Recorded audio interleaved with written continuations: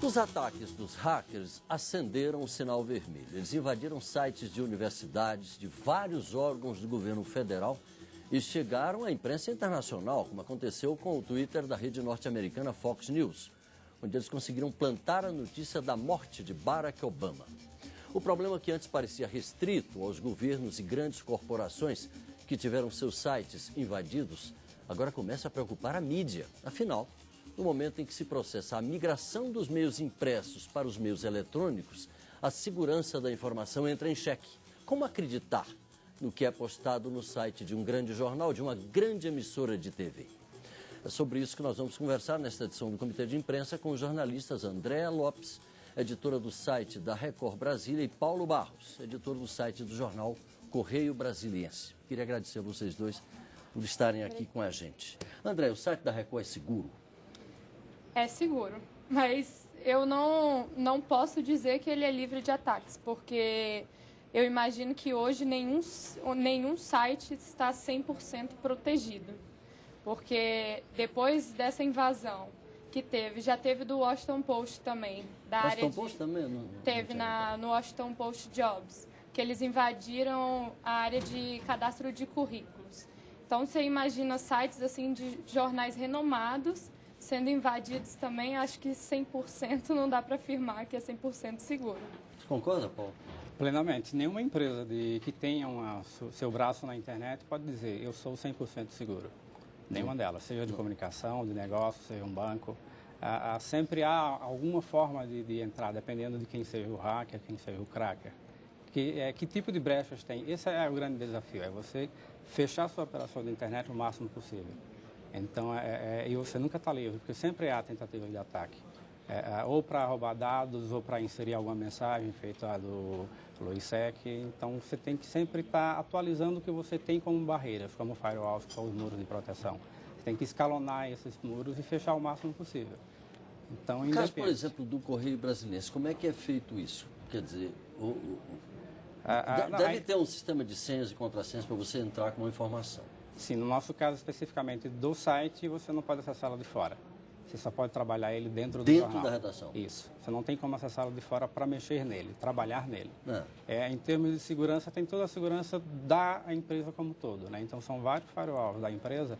Firewall, só para o telespectador seriam entender. muros de proteção, explicando genericamente. Seria que barreiras, as barreiras que teriam que ser vencidas para chegar ao coração do site e ali colocar uma informação. E você tem espelhamento do seu conteúdo. Você tem servidores duplos com o mesmo conteúdo, caso um caia, o outro entra no lugar dele. Então você tem, e ainda tem um último... Mas aí seria para evitar a entrada de hackers que derrubam o site, como aconteceu, por exemplo, no caso da Sony. Correto, mas não só para eles servem não apenas para evitar problemas de invasão, essas coisas, não. É a segurança de qualquer empresa com seus dados. Tipo uma pane elétrica, uma queima de sistemas, alguma coisa nesse sentido. Você tem sempre um backup de tudo que você está fazendo. E tem um servidor espelho que é aquele exatamente igual ao que está no ar. Então, um substitui o outro e se tudo cair, ainda tem o backup, que aí você põe tudo de volta. Agora, André, como é que fica no caso da Record, o telespectador, o internauta que, em vez de assistir a televisão convencional, parece que vai acabar, né? Vai ser substituída mesmo pelo computador. Como é que ele fica do ponto de vista da segurança dele, da informação que está sendo transmitida naquele momento? Às vezes é uma decisão importante, por exemplo, da área econômica. Ele precisa investir numa ação, vender ou comprar, sei lá o quê, numa bolsa. E aí, ele pode confiar? Ele pode apostar que aquilo ali é verdade? No nosso caso, sim, porque a gente faz um serviço de monitoramento 24 horas. É o tempo inteiro a gente vendo o que está acontecendo no site, qual é o processo, se o site está mais lento, se não está mais lento, porque até pela velocidade do carregamento da página, você pode também ver se percebe se tem uma tentativa de invasão ou não. Mas a gente tem essa política de sempre monitorar. qualquer tipo de problema que a gente identifique, a gente já tem uma equipe que é da empresa que desenvolve o site para a gente e tem a equipe da própria Record, né? Então, a gente tem essas pessoas ligadas o tempo inteiro no que está acontecendo, fora a equipe de jornalismo. A gente fica monitorando tudo isso e aí, se acontecer alguma coisa diferente do normal, a gente já notifica, já entra em contato, todo mundo fica em alerta, de tal forma que a gente não... que a gente, mesmo se acontecer o caso de ser invadido ou acontecer qualquer tipo de coisa como essa, a gente tem como avisar os nossos telespectadores. E com o auxílio da TV é até mais fácil, né? Porque a gente pode até... Houve alguma tentativa? Vocês Não. já detectaram alguma tentativa? Até hoje, Nunca. nenhuma tentativa. No caso de haver, por exemplo, a plantação de alguma coisa dentro de um site como o do Correio Brasiliense, qual é o tempo que vocês levam até detectar e corrigir? No caso do site, como você vai ter basicamente na home do site, ele vai aparecer imediatamente, então retirar aquele conteúdo do ar, coisa de menos de 1 minuto, segundos. Mas a partir da identificação. Eu estou falando isso porque um site desse tem milhões de informações, né? Isso. 1000 janelas, 1000, né? E aí alguém planta alguma coisa lá no final da raiz. E aí, como é que faz? Até identificar. Até ele chegar lá vai ser meio difícil. Então ele vai demorar muito para chegar lá. Por causa desses firewalls, então, dessas barreiras. Nas tentativas que ele for fazendo, já se identifica a tentativa de invasão. Que o sistema começa a dar os alertas, mostrar os logs de tentativa de entrada externa e tudo mais. Então, antes de chegar no site, ele já é barrado. A possibilidade de chegar até o site é bem mínima. Você não está imune a isso, mas até ele chegar, já foi detectado em várias etapas, justamente por conta dos vários servidores que o jornal usa para a operação internet. Agora, será que a gente vai ter que conviver com esse risco a vida toda? Não tem nada assim, sei lá, um antivírus. Eu acho que além de conviver né, com eles, nós vamos evitasse ser isso. mais alvos, vamos sofrer mais tentativas ainda.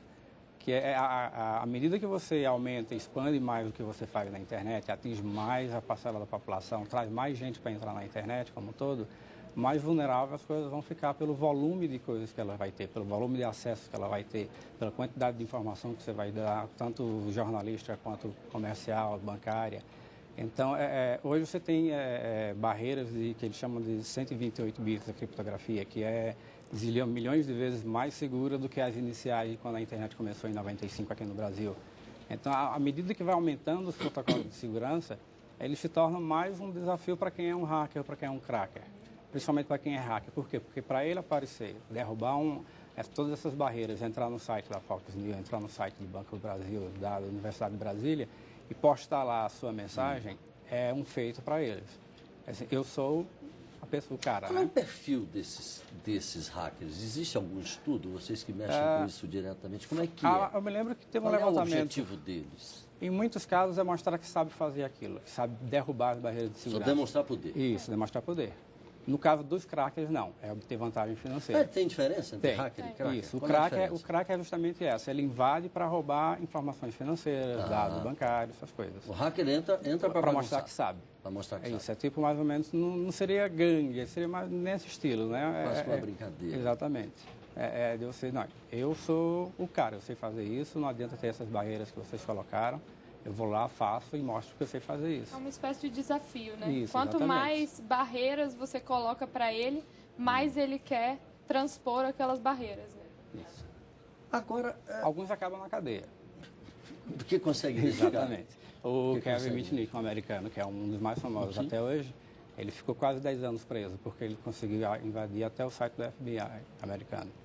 Hoje ele ganha muito dinheiro sendo consultor, inclusive do FBI. Que é curioso que os hackers, eles são pessoas, digamos assim, seriam superdotadas.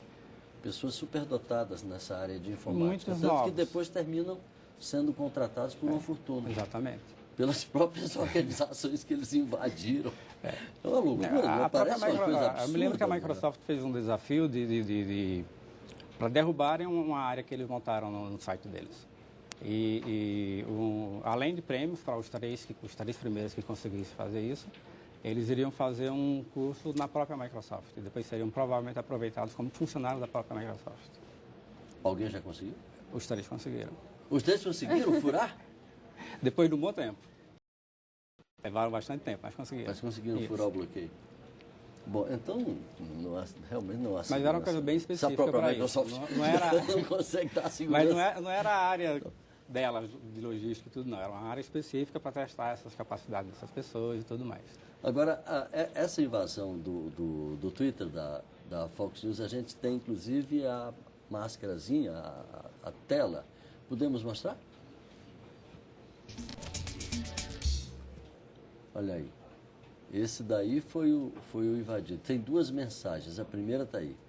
Barack Obama assassinado, 2 tiros feriram o presidente. É um triste 4 de julho. É. Que foi o dia da comemoração da independência. Dia da independência norte-americana. Barack Obama acabou de falecer, o presidente está morto. É um triste 4 de julho. Bem para chamar realmente a atenção. Barack Obama está morto. Né? Quer dizer, e eles conseguiram fazer isso, não sei nem quanto tempo isso ficou no ar na Fox News.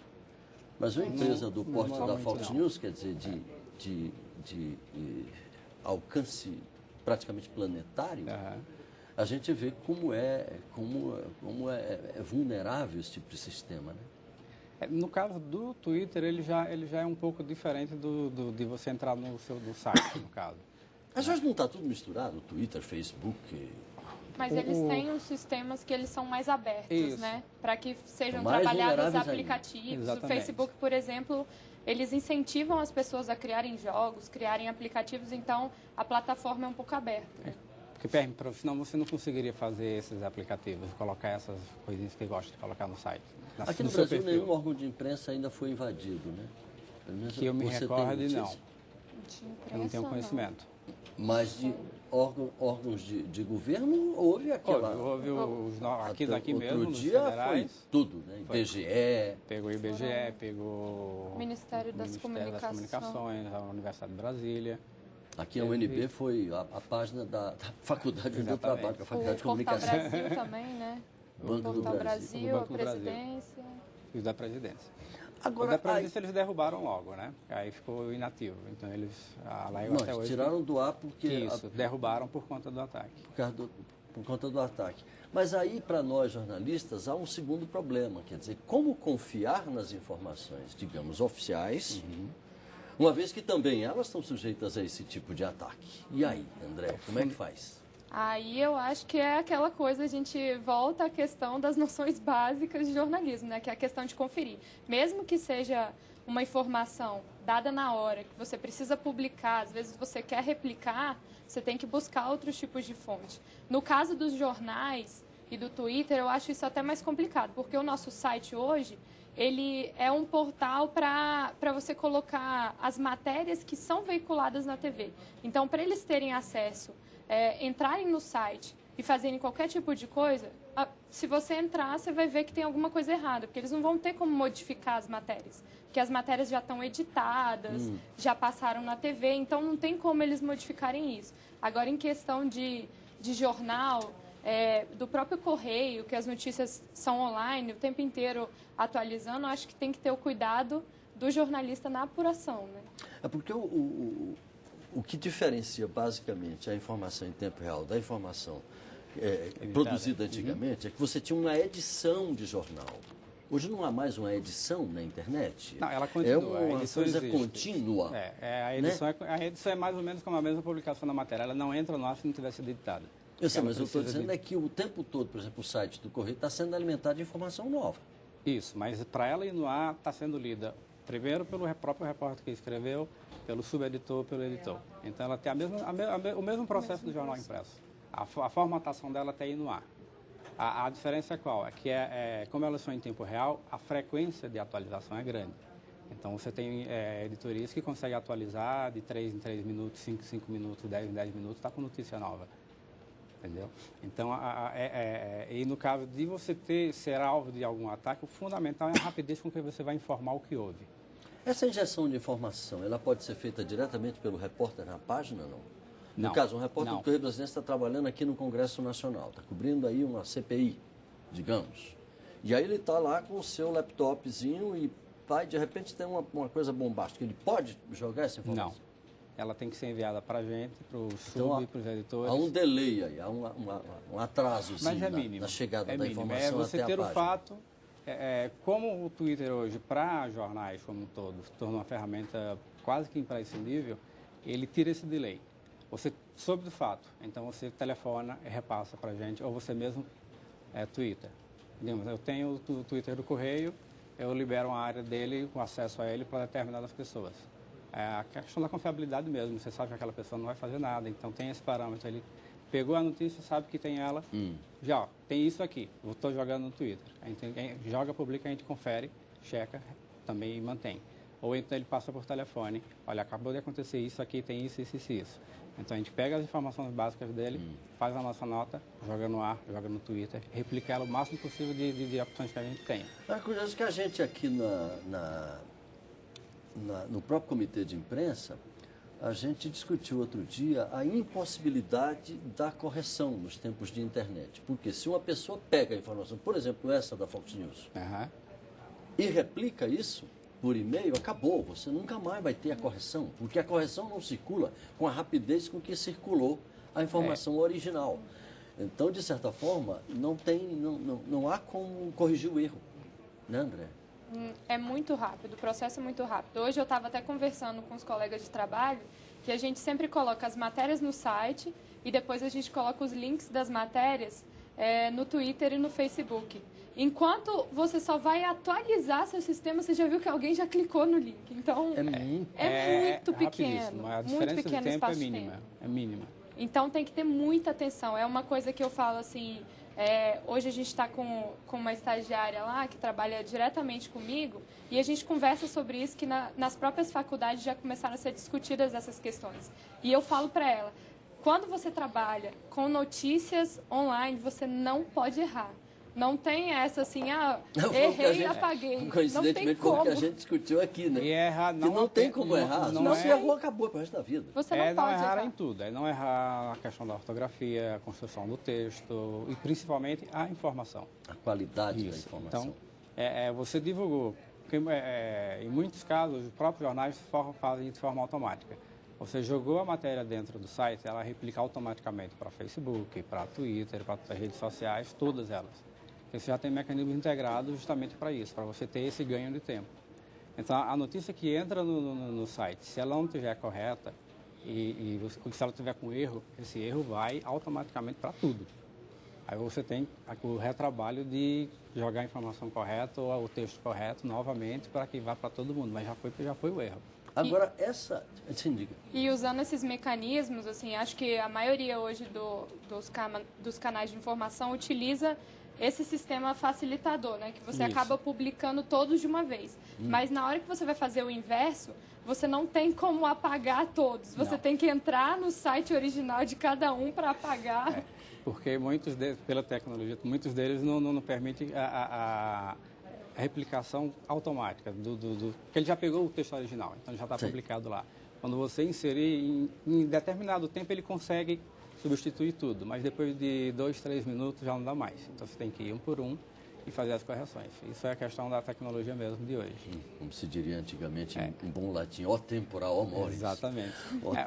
As regras de se escrever o texto. Tudo. Exatamente. As regras de se escrever o texto para web é a mesma do impresso, não tem diferença. A notícia, a forma de tratá-la é a mesma, tem que ser a mesma.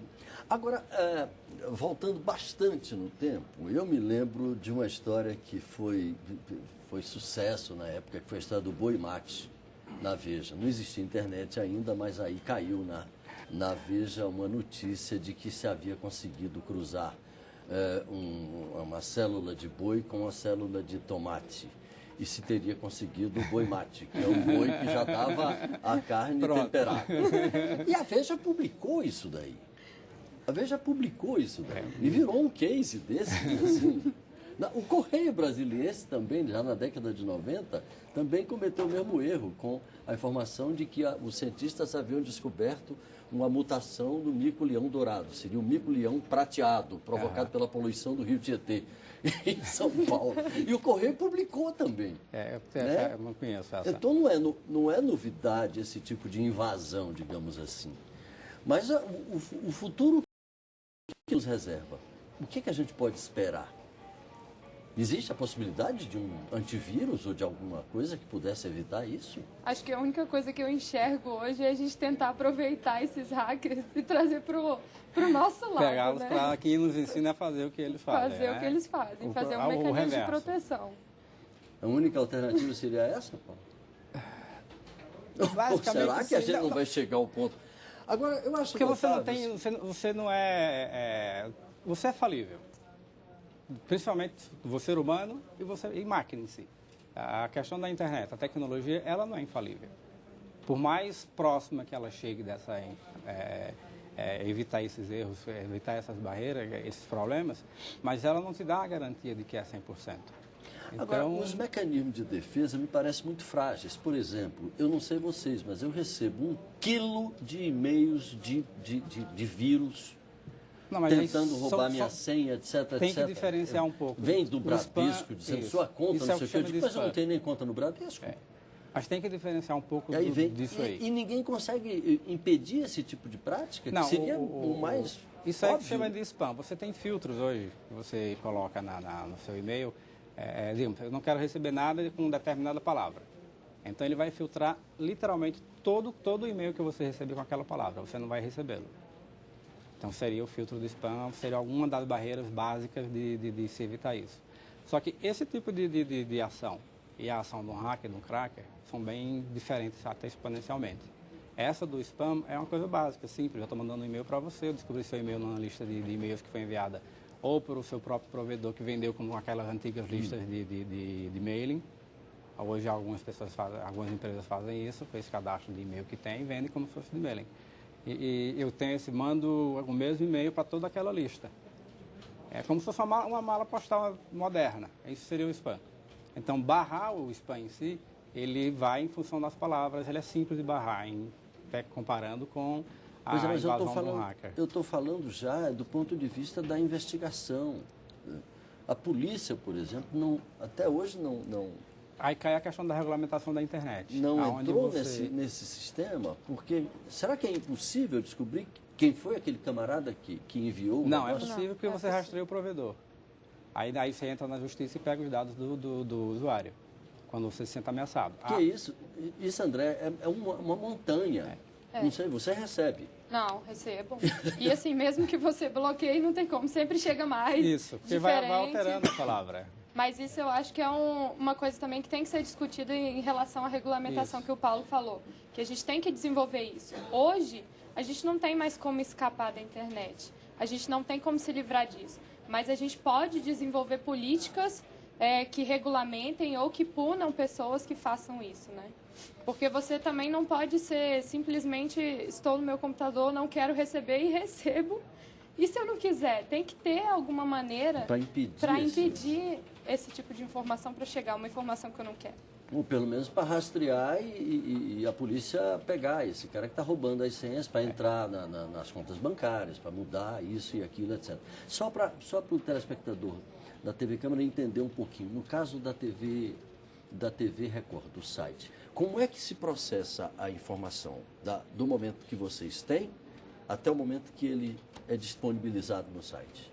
Ele é assim, a gente sempre espera, porque no nosso a gente não tem uma informação como jornal, né?